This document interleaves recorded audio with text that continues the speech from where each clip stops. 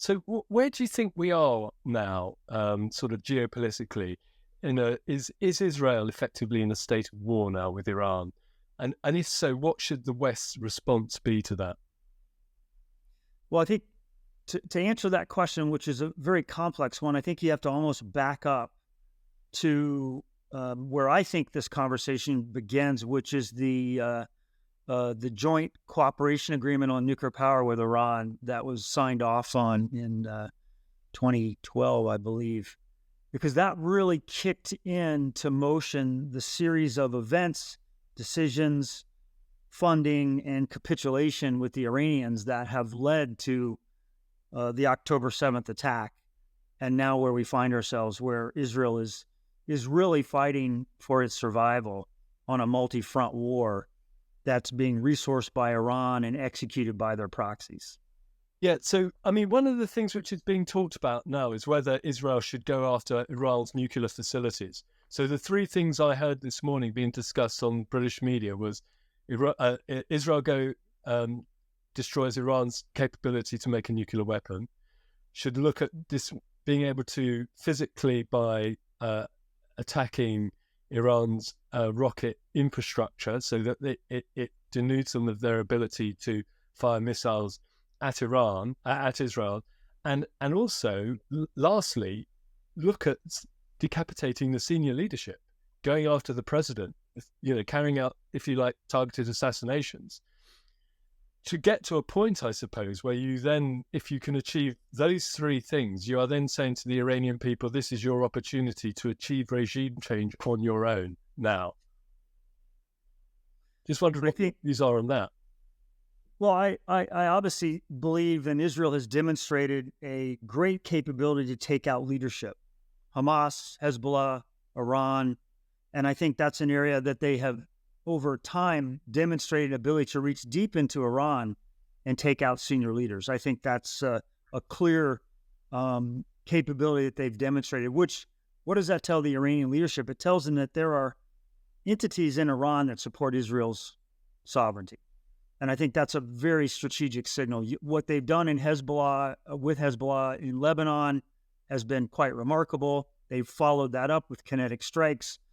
So to answer your specific question of response to Iran's missile attack, I think the targets that I would believe they would focus on, again, is more of the leadership structure, the military industrial base of Iran, which is their command and control, the launch facilities, things that have a direct impact on the fighting now.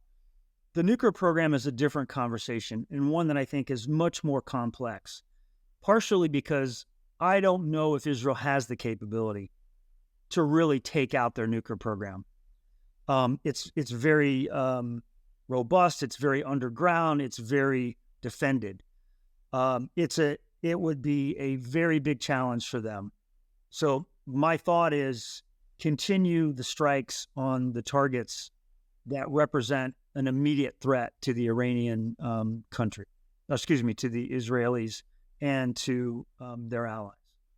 Does anyone have the capability to take out Iran's nuclear complex? Does America, for example? Is this something, I know that this is pushing the boundaries a little bit, but could America do it? Or are you saying that it's so well defended that the only way you would be able to do it would be to physically get inside and destroy it that way? Well, I am not going to get into the details of what America could or couldn't do, but let me just say that America has committed publicly that they will not allow Iran to have a WMD program. And I would take them at their word on that, which means that they do actually have the capability, in my opinion, if they decided that the threat was there, to take out that program. Just to continue that point, Iran effectively, has a shadow nuclear weapons program. I mean, it has the ability now, it's getting very, very close to having the ability to produce weapons-grade uranium. I think it's going back to the JCPOA as more or less a capitulation to Iran. And if you recall, Iran was secretly and by violation enriching uranium in violation of the international market. And instead of us holding them to account for that, the JCPOA basically allowed them the legal right now to continue to enrich uranium. And many of the attributes of the JCPOA set them up for a legal pathway to a weapon, unfortunately. And since then, we have continued to try to keep them in the JCPOA, even though they have serially violated it. Whether or not America's in it doesn't matter. So to answer your question, it's pretty obvious that they probably have the HEU needed. My assumption would be having a physics package, in other words, a detonator type system, is probably clearly that they have it, because the North Koreans have had it for years, and so have other allies of Iran. And then the third element would be a delivery system, a missile system. And so do I think they have all three of those things? I don't know. But I think with respect to the HEU, I would imagine they are, as has been stated publicly by the intelligence community, weeks away. Yeah. So if I was to project what they may do, I believe they may, and I have said this, is demonstrate a high yield test. Which, what would that accomplish? It would announce that Iran is part of the nuclear club. And they may feel compelled to do that because of the threat from Israel and the West. What about the risk of a wider war erupting then? Well, I look at the sheer number of U.S. forces in the Middle East right now, in the Red Sea, in the Persian Gulf, the multiple attacks on commerce and U.S. forces in the region. And the question I would ask is, does this look like a precursor to a larger conflict? It certainly does in my mind.